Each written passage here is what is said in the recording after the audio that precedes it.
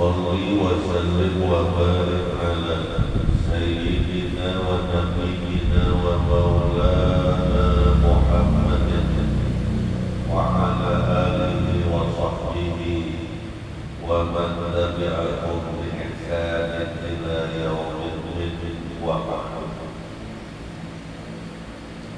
Bapak-bapak, ibu-ibu, hadirin dan hadirat jamaah sholat subuh Masjid Al-Qayyim yang mudah-mudahan kita sama-sama dimuliakan Allah. Puji syukur kehadiran Allah Subhanahu wa Ta'ala yang telah memberikan kepada kita rahmat dan karunia-Nya, yang telah memberikan kepada kita nikmat yang sangat beragam. Selanjutnya salawat dan salam harus kita sajikan kepada junjungan kita Nabi besar Muhammad sallallahu alaihi wasallam, juga kepada keluarga beliau yang hidup bagaikan bahtera keselamatan dalam menuju ke jalan yang lurus, dan juga mohonkan curahan rahmat diberikan kepada para sahabat Rasulullah.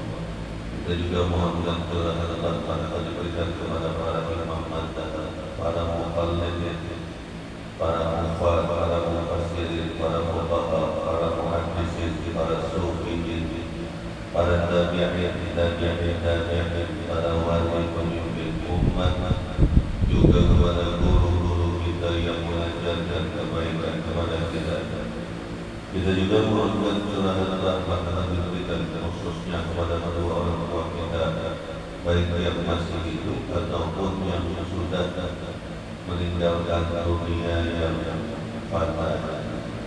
Kita juga mohonkan curahan rahmat diberikan kepada orang-orang yang melakukan amal kebajikan, dan mudah-mudahan kita pada subuh hari ini termasuk ke dalam kategori orang-orang yang melakukan amal kebajikan sehingga kita tidak akan mendapatkan curahan rahmat dari Allah Subhanahu wa Ta'ala.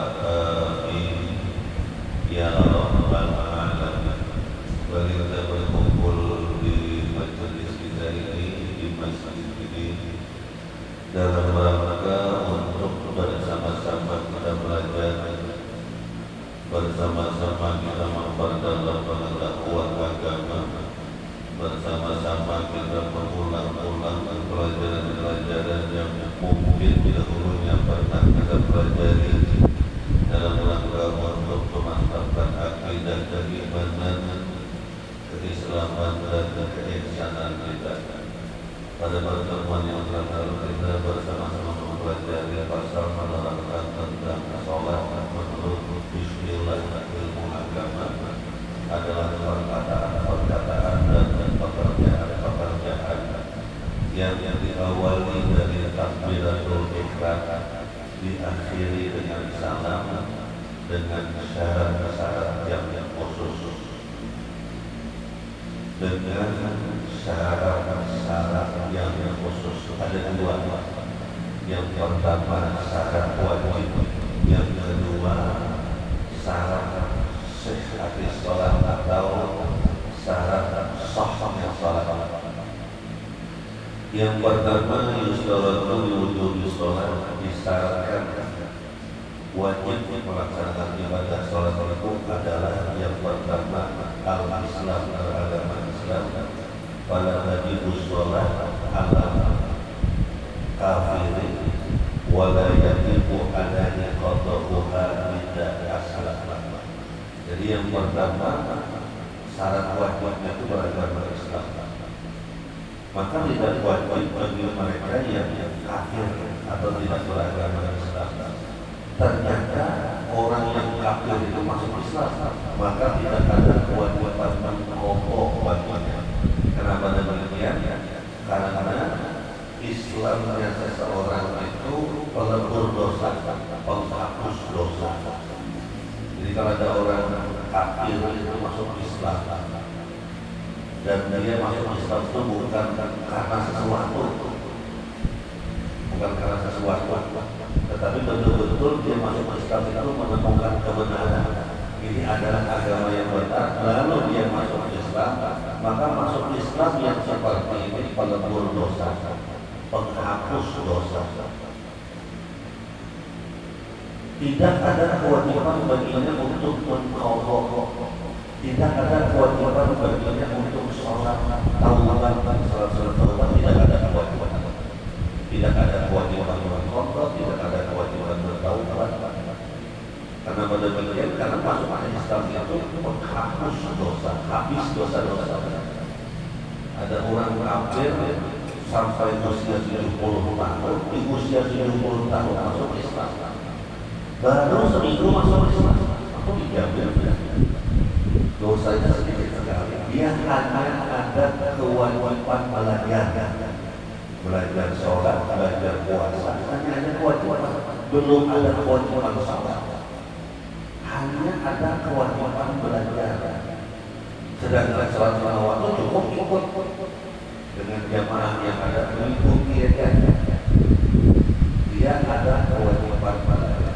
Yang kedua, bulu ini banyak. Pada tadi sholat ala as-shafi was-shafiyah, tidak ada kewajiban sholat bagi anak-anak yang belum balik, baik laki-laki ataupun perempuan. Walaupun dalam hal itu ulama beda pendapat. Ada yang mengatakan 10 tahun, ada yang mengatakan 9 tahun, ada yang mengatakan 13 tahun, ada yang mengatakan kalau perempuan itu 15 tahun, ada yang mengatakan kalau perempuan itu setelah dia haid. Jadi ulama berbeda pendapat ukuran balik bagi seorang anak-anak, batas wajib melaksanakan ibadah sholat.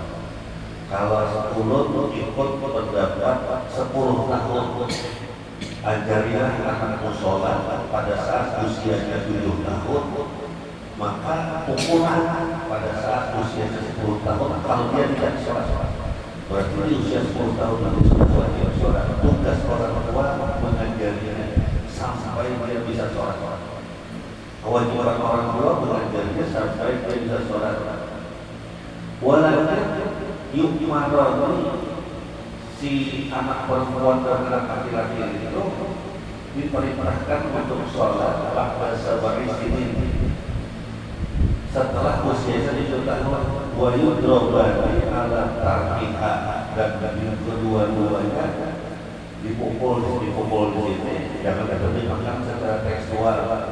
Wa yudrobani ini kalau kita terjemahkan secara tekstual dipukul, tapi kalau kita terjemahkan secara luas, ajari mereka, aktif mereka sampai bisa sholat pada saat usianya 10 tahun.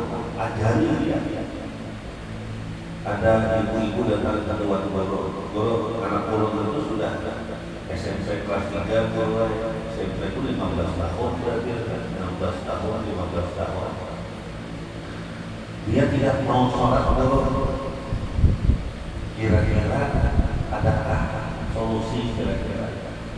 Ujar jadwal guru tadi, jika seandainya dia tidur di mana? Di kamar. Kalau seandainya kamarnya saya bakar, kata kiai tadi, kata guru tadi, apa yang ibu lakukan? Saya tarik anak saya yang sedang tidur itu, saya bangunin dia, saya keluarkan dia dari kebakaran tersebut. Nah itu api dunia, apalagi api neraka. Maka ajari dia, latih dia sampai dia mau sholat. Ajari tugas orang tua hanya mengajari dia, mengingatkan. Terserah metodenya masing-masing.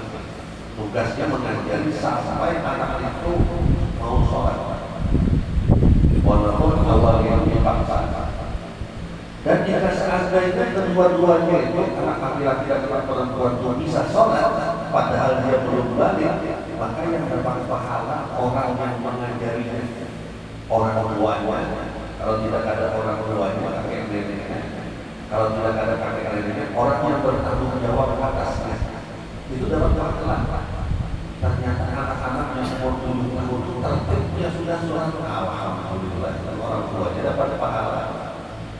Yang ketiga, al-aqlu berakal. Fala tajibu ala rajulun wal hukmu alaihi was sholat tidak wajib bagi orang yang gila, orang yang pingsan, siuk atau koma.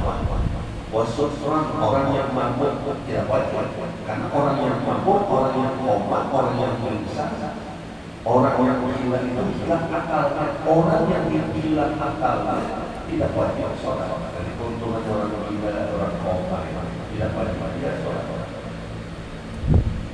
Kalau hilang akalnya, akal itu al-aqlu huwa al-wasful ladzi yamtadu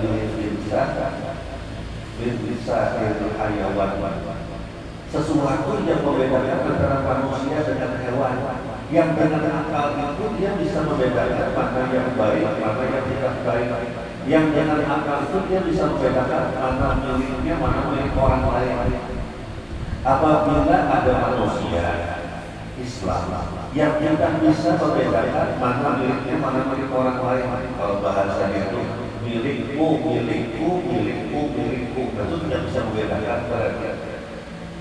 Tidak bisa membedakan milik orang lain yang milik dirinya. Orang yang seperti itu tidak ada kewajiban sholat, karena tidak bisa membedakan, karena hilang akal.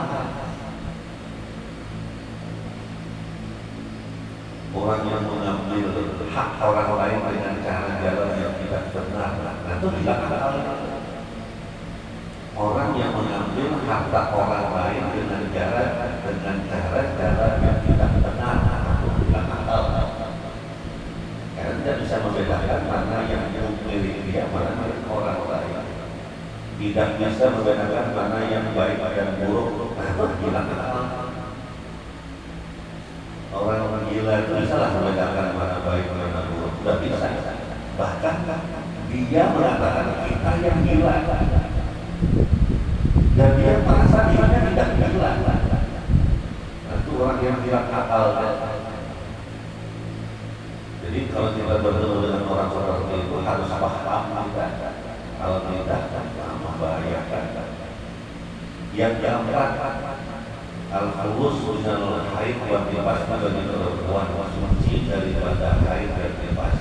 Fala tajibu ala haidin wa nifasa wala qada'a alaihima. Tidak ada kewajiban sholat bagi orang yang haid dan orang yang nifas, dan tidak ada kewajiban qada bagi keduanya, orang yang haid dan nifas. Kalau ada orang haid sholat berdosa, kalau ada orang nifas sholat berdosa. Padahal haid, kenapa sholat berdosa? Padahal haid sudah bersih, sudah berhenti darah haidnya, tapi belum mati, berdosa. Suci itu sudah mati, sudah berhenti darah haidnya, sudah mati. Yang kelima, dulu dakwah Nabi Sallallahu Alaihi Wasallam sampai dakwah Nabi. Tidak ada kewajiban sholat kalau belum sampai dakwah Nabi. Umpamanya saya ini tinggal di tengah hutan belantara, rumah saya di tengah hutan belantara, hanya saya dan keluarga saya tinggal di sana. Lalu saya ke Samarinda sekeluarga, pas lewat Mesir Raya mampir ke sana. Ada apa nih saya ini tempat orang Islam. Lalu saya bertanya dengan orang yang berdiri atau duduk di teras masjid. Agama Islam ya, Islam itu apa? Diterangkan. Saya kepengen masuk Islam. Sekeluarga, silakan datang ke sekretariat keluarga. Nanti habis zuhur bersahadat. Ayo sekeluarga bersahadat. Setelah diterangkan, saya tertarik, lalu saya bersahadat keluarga. Habis bersahadat, kasih buku tata cara sholat, tata cara puasa khusus, buku puasa, buku sholat khusus, buku toharoh khusus. Nanti saya akan dibaca. Setelah itu saya balik langsung ke tengah belantara. Saya tidak ada kewajiban sholat. Yang ada kewajiban belajar membaca kitab tadi. Jadi mencari Tuhan dulu. Kalau saya masih di tengah hutan belantara, belum ada kewajiban sholat. Kenapa demikian? Dakwah sholat belum sampai ke saya. Bagaimana mungkin saya bisa sholat? Lalu saya balik lagi ke Samarinda. Solusi solusinya bagaimana menyewa rumah di Samarinda di dekat-dekat Masjid Raya sambil belajar dengan Pak Imam yang ada di Masjid Raya tersebut, belajar satu keluarga ada belajar tinggal di sana, kalau perlu menyewa rumah setahunan belajar sampai bisa. Kalau sudah bisa baru ada kewajiban, kalau baru belum ada kewajiban. Pada tajibu alaman namanya belum ada dakwah, maka tidak ada kewajiban baginya untuk sholat kalau belum sampai dakwah sholat. Ini yang kelima. Yang keenam dalam kitab tidak ada, cuma ada dalam kitab Ihya Ulumuddin. Yang keenam itu wujudus sam'i wal basari, ada pendengaran dan penglihatan. Pada tajibu alaman faqadahuma, tidak ada kewajiban bagi mereka yang kehilangan keduanya. Pada rumah hilang, tidak bisa melihat, tidak bisa mendengar, tidak wajib sholat. Tapi kalau dia bisa melihat, tuli bisa melihat, wajib belajar, wajib sholat. Atau dia buta bisa mendengar, wajib. Kalau kehilangan salah satu, tapi kalau kehilangan dua-duanya tidak wajib. Kenapa tidak wajib? Yang melajarinya mangga buta, tuli lagi, bocah-bocah itu pasti sini itu. Tata cara berwudu kita menyediakan air yang bersih dulu, pahamlah dia. Tuli ya, buta tuli. Selanjutnya seluruh sihhatis sholat, syarat sahnya sholat pada pertemuan yang terakhir sampai di sini kita. Yang pertama, yustaratu li sihhatis sholat, disyaratkan sahnya sholat hadhil umur di bawah pernyataan berikut ini: at-taharatu minal hadasil akbar wal asghar, suci dari hadas besar dan hadas kecil. Hadas besar sudah berwudu, hendak mandi. Hadas kecil sudah berwudu. Al hadasul akbar mayujibul ghusla wal asghar mayujibul wudu'a. Hadas besar yang mewajibkan mandi, hadas kecil yang mewajibkan wudu. Orang yang hendak sholat wajib suci daripada hadas kecil dan hadas besar. Illa madalah dalil ala khilafi, kecuali ada alasan-alasan yang menyalahinya. Apa sih alasan-alasan yang menyalahinya itu apa saja? Minta maaf, yang ada orang yang apabila pakai sahar, apabila nonton film, nonton sinetron, nonton bola, ya kan ada buat-buatnya. Tapi kalau sudah Allahu Akbar, lalu embung aja kulitnya, lalu aja anak kantong ternyata buang-buangnya aja. Lalu dia baru habis dulu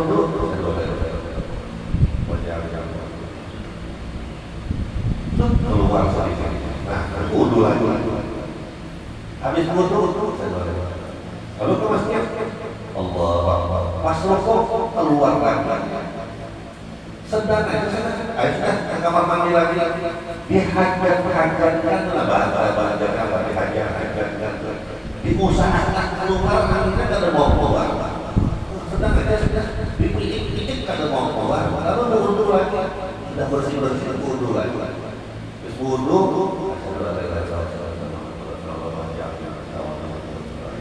ke masjid, Allah mulai itu keluar lagi. Tidak keluar, pas sujud dengan ringan hatinya keluar, terus keluar. Orang semacam ini di dalam kitab Fiqh Sunnah karangan Imam Syekh Sabiq, Rektor Al-Azhar, itu dikatakan di situ waswasati syayatin, gangguan setan. Orang yang semacam ini kalau sudah berkata terus, maka dimaafkan. Maka dia harus paham itu kalau di sembahyang yang berjamaah, yang di sebelah atau yang di depan keluar terus akhirnya terus ribut dia. Ya kan? Berusaha berkesah juga jangan juga berkesah. Apa jadi bukan tumbuhan terus. Nah itu was-wasati sayatin kalau bahasa Banjarnya itu penghasutan. Buang cuma kalau sudah saya salah. Assalamualaikum warahmatullahi wabarakatuh. Ada lagi kan? Nah itu gangguan setan namanya. Setelah selesai khusus untuk sholat saja, lalu nonton sinetron lagi, nonton TV lagi, ada buang lagi. Cuma bilang Allahu Akbar, Allahu Akbar. Mulai kita mulai ada OSC selalu. Nah itu buang lagi. Hal yang seperti itu dimaafkan. Yang pertama. Yang kedua, nonton sinetron berkesahan di warung kopi dulu, ya saja. Cuma kalau sudah Allahu Akbar, kamu masih dulu lah. Bila ke masjid, pasti ke kamar mandi, pasti buang air kecil, pasti sudah itu. Habis buang air kecil, sudah mengikuti sunnah Nabi, menyongkok sudah, diganjal, tubik ke belakang sudah, berdengek sudah juga, dipusut sudah juga, sudah juga. Nah, lalu pas makan atau pas batuk tak keluar sedikit. Nah itu namanya dalam kitab fikih sunnah silsilatul baul, gangguan kencing. Kata dokter Boyke yang banyak mengalami gangguan kencing itu perempuan. Belum kalau tahu itu muncul karena belum pernah bertanya. Belum kalau tahu ketika dokter Boyke ditanya, dok, kenapa perempuan banyak mengalami gangguan kencing? Kalau bahasa Banjarnya itu habis ada tipis, kencing tidak selesai, silsilatul baul. Karena perempuan itu hamil, itu jawabannya. Kalau laki-laki kan gangguan prostat, bisa gejala, bisa gangguan, bisa gejala. Kalau orang bahari, orang bahari kan ada bahari itu es lilin dan es yang mengumpul plastik panjang tuh. Nah, itu saya bungkus bersama itu kita minta maaf kalau laki-laki bahari dibungkus itu orang tua bahari mau mengesah. Kami bahari jasiden bila ada yang gangguan itu bila datang ke masjid kami bungkus pakai itu karena tidak boleh bubur ke senjata berdosa. Kalau sampai bubur ke senjata di masjid jangan sampai bubur. Kalau bahari mungkin kalau wanita itu apakah karena pempes pas ngarannya ganjal rem bisa dibuat ganjal rem pakai ganjal rem biasanya ibu-ibu itu atau perempuan polisi yang ganjal rem yang tipis nah itu dipakai biasanya terganggu atau ada gangguan kencing itu boleh juga pakai kalau diisi perguruan yang ada bekas yang di masjid majelis jamaah itu ribuan banyak datang bertraktor bermobil datang. Bila sudah jam 3:15, jadi kita istirahat sebentar lagi masuk asar. Ada masjid sekitar 500 meter dari majelis sidin. Yang akan ke masjid silahkan, yang akan pulang langsung silahkan. Pengajiannya dimulai jam 2 sampai jam 3:15 itu sebanyak. Dan beliau tidak pernah masjid sebanyak di majelis beliau. Ada yang jadi makmum, ada juga. Kata beliau, kata murid beliau, dulu kenapa kata masjid dulu? Kalau nggak masjid, nanti pasti jadi imam di sini. Pasti sudah tidak ada yang mau jadi imam. Yang kedua, aku gangguan kencing. Nah, aku bayar sholat di kamar. Sembahyang sendirian di kamar. Orang yang seperti itu, karena murid jadi imam. Cuma kadang-kadang makmum, ada sini jadi imam, begitu kan? Sementara aku gangguan kencing di atas ini. Sembahyang di majelis beliau, jadi makmum majelis beliau. Imam yang dimana berjamaah. Kalau anak ke masjid silakan, yang ke masjid silakan, yang di majelis saja silakan. Jadi gangguan kencing itu dimaafkan. Kalau pertama tidak, kalau pertama tes ganti. Kalau pakai sarung ganti sarung, kalau pakai celana kolor ganti celana kolornya, kalau pakai celana dalam ganti celana dalamnya, ganti. Kalau yang pertama, tapi kalau sudah terbiasa menetes dimaafkan, dimaafkan. Kalau saya kan juga jangan ke masjid. Sahurnya itu nambah kayak sahur belum berbagi. Karena sahnya itu salah satunya suci tempat pada pakaian dari najis. Tadi yang pertama suci dari hadas kecil dan hadas besar. Hadas kecil sudah berwudu, hadas besar sudah mandi. Ini syarat-syaratnya. Nah kalau tidak berwudu tidak bisa. Kalau dia junub tidak bisa. Karena kalau lupa pernah kejadian kaum masjid pas turun jadwal mengisi di situ, sini jadi imam. Cuma ingatnya pas bulirin. Baru isi subuh Jumat di sana. Pas subuh Jumat itu di sini langsung minum lanjutkan nama guru wirid. Langsung buka sini. Pokoknya mandi. Hanya sepanjang subuh. Hanya mengikuti pengajian. Habis pengajian lalu pakai sangat. Turun cari mandi junub biar rupanya tak ada ingatnya kesiangan ajar bisa ajar jadi imam sini ada ingat tentu ada ingat dimaafkan tapi ini harus mengulang sama siapa-siapanya imamnya makmumnya wajib mengulang ada wajib makmumnya sah jamaahnya makmum sah imamnya dan imamnya junub sah jamaahnya itu pas murid Allahumma jadi benar, Allahumma jadi benar. satu rombongan ingat lagi tangan dulu kalau dia mandi rau nah itu sejarahnya boleh sah sholat jamaah makmum yang tidak sah imamnya ada yang mengulang. Yang kedua toharatul badani wa thawbi wal makani minat najasah, suci badan, pakaian dan tempat. Suci badan, pakaian dan tempat dari najis. Kalau tempatnya najis maka ada sah semuanya. Tempatnya maka tempat ini dijamin harus suci dari najis. Semuanya bukan hanya takbir masjid tadi menjaga semuanya menjaga. Ulun pernah usia anak ulun itu 3 tahun. Ulun sembahyang pas lewat waktu itu masjid Al-Qaryah terus tomo. Nah, seperti itu orang sudah mulaikan maghrib. Kami sembahyang maghrib. Anak ulun itu jengket, ulun lepas jengketnya gini-gini. Ulun letakkan jengketnya, ulun dudukkan di jengket itu. Ulun berwudu sembahyang 3 rakaat, habis 3 rakaat bini ulun 2 sembahyang, ulun langsung gendong, pas gendong jengketnya dibus ya.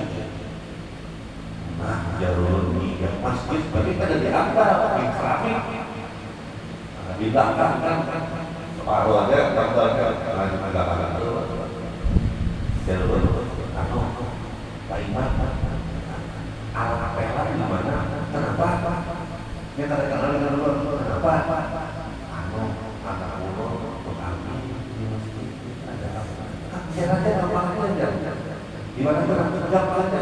Di mana orang di gudang dia ambil pelannya, anak ulun basuh, jaketnya sipirkan, olah pel itu sampai 2 kali ngepel kayak itu. Karena bertanggung jawab kalau sampai bernajis ulah-ulah yang itu, yang berdosa itu abahnya.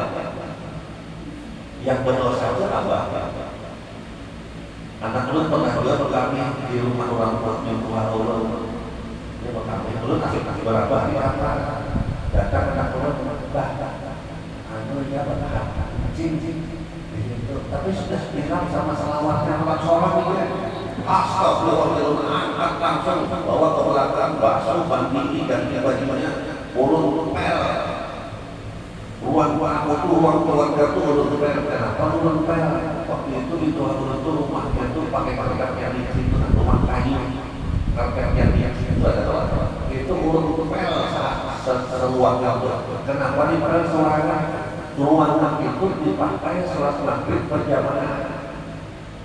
Apalagi ada acara dipakai itu, maka harus suci dari najis, harus suci dari najis, bertanggung jawab. Karena anak-anak BAB di kursi, di sofa kain, kan kebetulan sofa kainnya licin tuh, karpetnya licin tuh. Nah, itu apa dibaukan minuman ini sekalinya kalau yang angkat ke dapur sudah urut mandi bersih, yang kursinya tuh urut pel 5 kali ngepel-pel, mulai pakai baju biasa, pakai baju sabun, urut semprot kali dengan parfum, tetap bau biar datang kainnya jam 1:30. Mereka salah duduk di kursi itu, bawa apa di sini? Iya, sudah urut basuh bahaya. Sudah cincin itu bersih dia orangnya. Sudah 5 kali dengan sabun 3 kali sudah ya kan? Sudah. Baunya masih ada, nah dimaafkan. Baunya masih ada, ada hilang-hilang, dimaafkan. Ya kan? Ada rasa, ada warna, ada bau. Harus hilang itu. Cuma tidak bisa hilang, dimaafkan. Pakaian, kalau najis, umpamanya pas masjid jatuh air burung, itu kita wajib wudu lagi apa tidak? Oh tidak. Yang air burungnya itu dibersihkan tadi. Nah, di sini bersihkan, kocak lalu bersih supaya perusahaan bisa melakukan wudunya.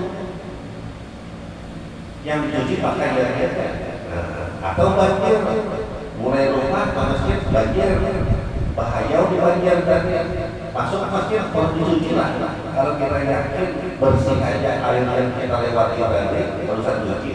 Tapi kita ragu-ragu basuh aja. Air yang banyak itu kada najis.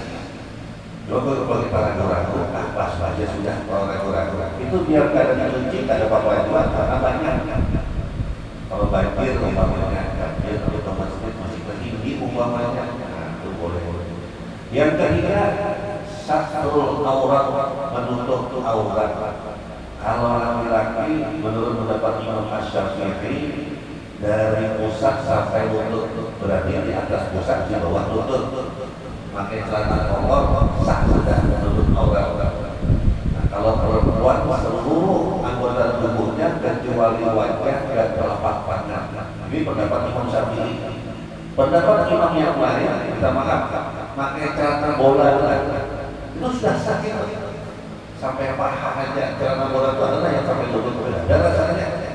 Rata-rata celana badminton, orang main bola, main badminton, main futsal, celananya pendek aja, celananya pendek. Dan itu kata ulama yang lain boleh. Karena Nabi pernah ketika keluar bakal masuk, paha itu kelihatan dan Nabi kada menutup. Nah itu dalilnya. Terus ada lagi ditambah belum menyebutnya memakai celana dalam segitiga. Itu bagi laki-laki lah, bukan perempuan, kita bicara laki-laki. Itu menutup aurat jelas. Jadi ada 3 pendapat menutup aurat. 1 pakai celana kolor, 2 celana bola, celana badminton, celana pendek aja. 3 pakai celana dalam macam. Itu menutup aurat. Silahkan beda pendapat. Bila begitu Imam Syafi'i pusat dan lutut berlutut. Kalau berlutut, kolor, celana kolor, lutut pakai celana kolor, 3/4. Silahkan. Bagi perempuan, pendapat Imam Syafi'i seluruh anggota tubuhnya kecuali muka dan telapak tangan. Yang kedua, seluruh anggota tubuhnya kecuali mata dan pergelangan tangan. Dan kaki, mata, pergelangan tangan, dan kaki. Makanya ada yang bercanda, apa namanya itu, burung nah itu mata aja kelihatan. Tapi pergelangan tangan kelihatan macam-macam. Makanya aktivis perempuan itu kok pakai bajunya aja, sembahyang zuhur, baik asar masih pakai bajunya, jangan heran kan? Kita ada pakai topi teman. Kalau pakai rok datang masuk sembahyang pakai baju panjang sah. Sama dengan di Masjidil Haram juga banyak seperti itu. yang mau kenal Indonesia, Asia biasa. Yang keempat, dukhul waktu sholat yakinan atau zondan, masuk waktu sholat secara yakin atau kira-kira. Ada boleh sembahyang zuhur setengah 12, kada boleh. Harus jam 12 hari ini 12 lewat 20 harus, kada boleh jam 12 sembahyang zuhur harus masuk.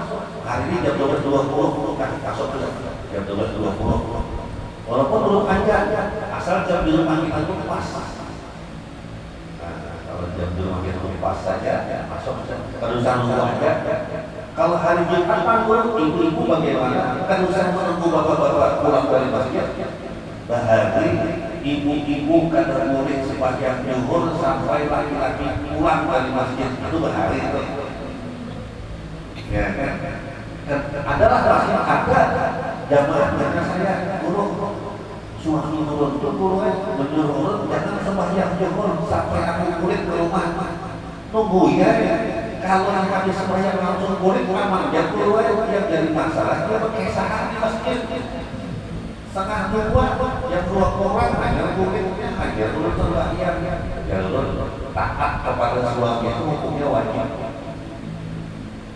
Tapi kalau tidak ada peraturan dari suami, kurang ajar yang pertama di Indonesia Samarinda sudah boleh itu sholat zuhur karena ajaran pertama di Samarinda itu masuk waktu sholat.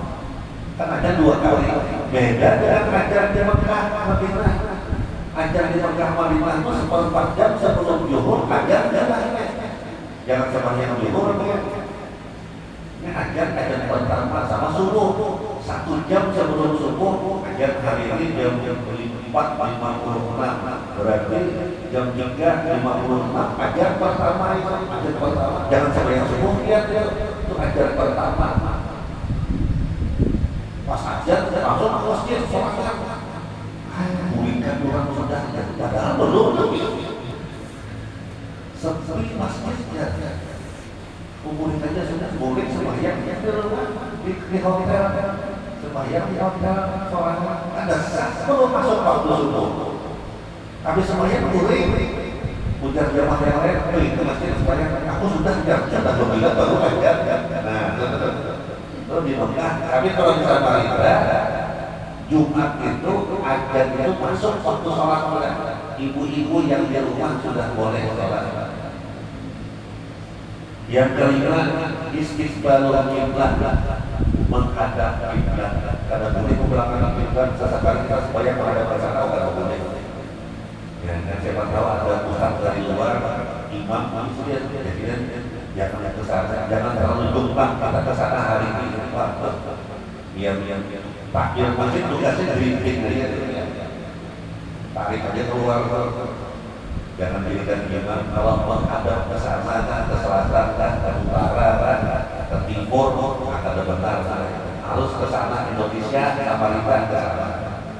Beda Madinah. Kalau Madinah itu ke utara, Madinah. Beda lagi Yaman. Yaman itu ke selatan atau ke timur itu Yaman. Selatan ke timur Yaman. Beda lagi Mesir. Beda. Untuk Samarinda arahnya ke barat 22 derajat ke utara itu Samarinda. Atau pakai pian kompas Google Map. Kalau ada yang sembahyang di rumah kita umpamanya atau sembahyang di hotel ternyata kiblat kita salah arahkan sejadahnya geser arahkan ya kalau yang sembahyang salah kemana kan kemudian sembahyang yang salah pakaian bingung kita mengarahkannya apalagi isi pakaian mengarahkan dia ada wani mengatur itu tarik aja salah ibadah salah jadi yang punya upah dia terusan buat rata-rata tapi kalau ragu-ragu buat rata-rata salah.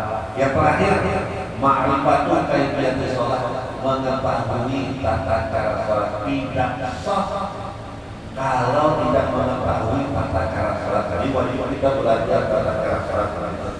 Sampai sini mungkin ada pertanyaan.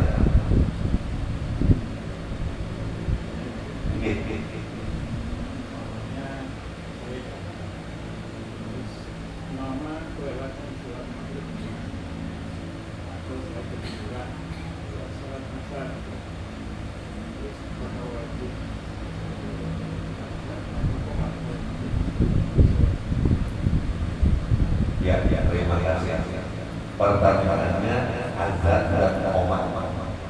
Azan dan qomat itu hukumnya sunnah di luar sholat. Sunnah di luar sholat. Artinya kalau kita tidak kerja, tidak apa-apa.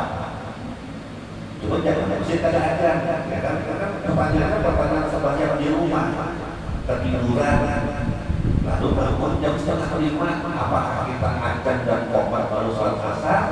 Nah, yang pertama kita bersih-bersih, berwudu, boleh azan, boleh qomat, boleh langsung qomat, boleh langsung sembahyang asar, boleh semuanya itu. Kalau di masjid ada hukum wajib azan dan qomat.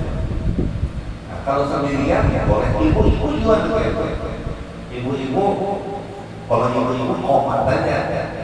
Kalau ibu-ibu yang sembahyang sholat dan qomat aja. Kalau laki-laki boleh azan, boleh qomat, boleh qomat aja sholat, boleh langsung sholat, boleh.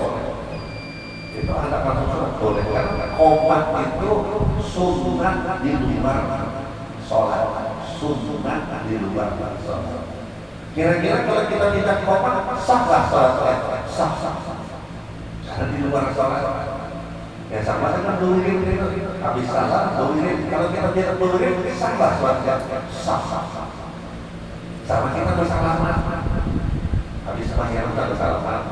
Kalau kita tidak bersalaman, sah-sah sholatnya, sah. Ya, sah. Yang salah itu bersalaman di dalam sholat, itu kalau boleh itu. Sudah rakaat ketiga, datang masbuk, assalamualaikum warahmatullahi wabarakatuh. Lalu ada sah itu, bid'ah betul aja bid'ah.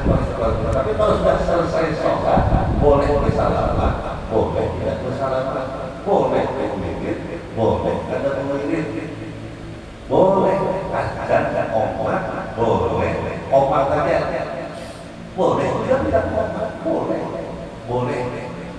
Tapi kalau perempuan sunnah qomat aja, jangan aja. Jamaahnya perempuan, imamnya perempuan, qomat aja.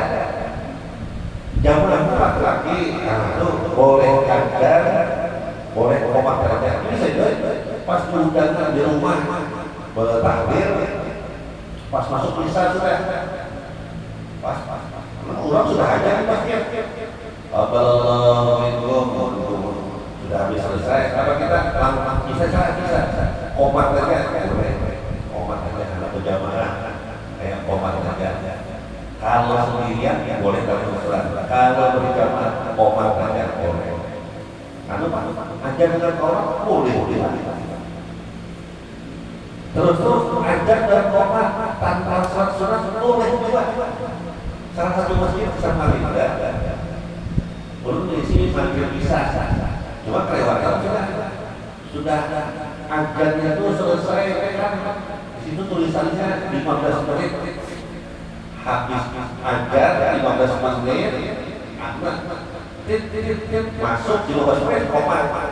Azan itu kan 5 menit, berarti tinggal 10 menit lagi.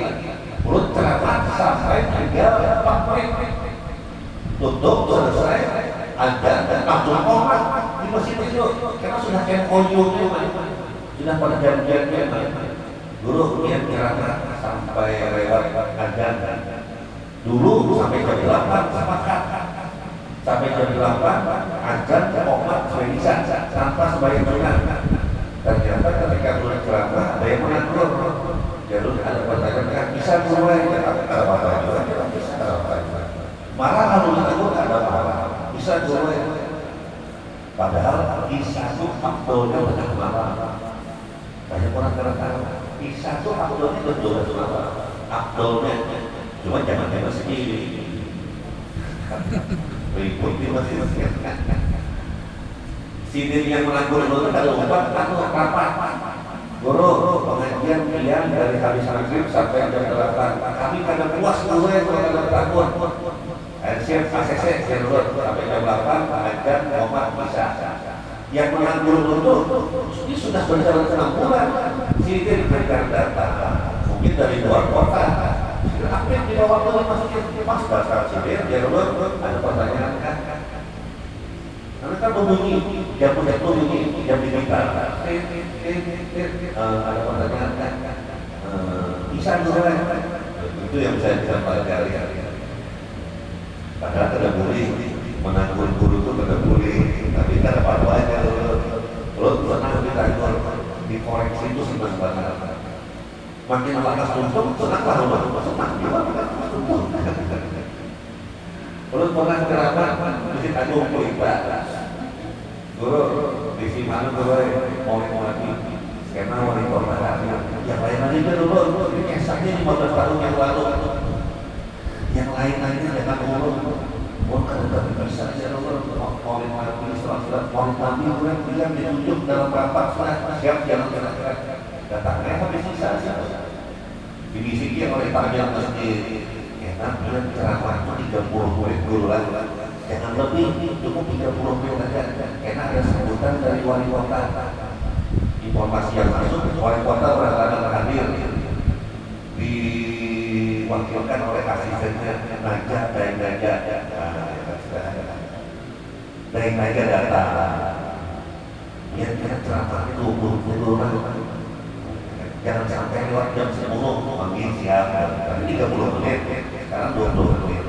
Rupanya sambutan ketua panitia, sambutan wali kota. Ini ceramah di nomor 10 dulu lagi. Jalur kami suka orang luar sana. 10 menit suka juga. Kultum suka juga. Kultum kan kuliah 7 menit. Suka juga. Tidak ada masalah. Senang lah, senang juga. Nah, yang lama suka senang.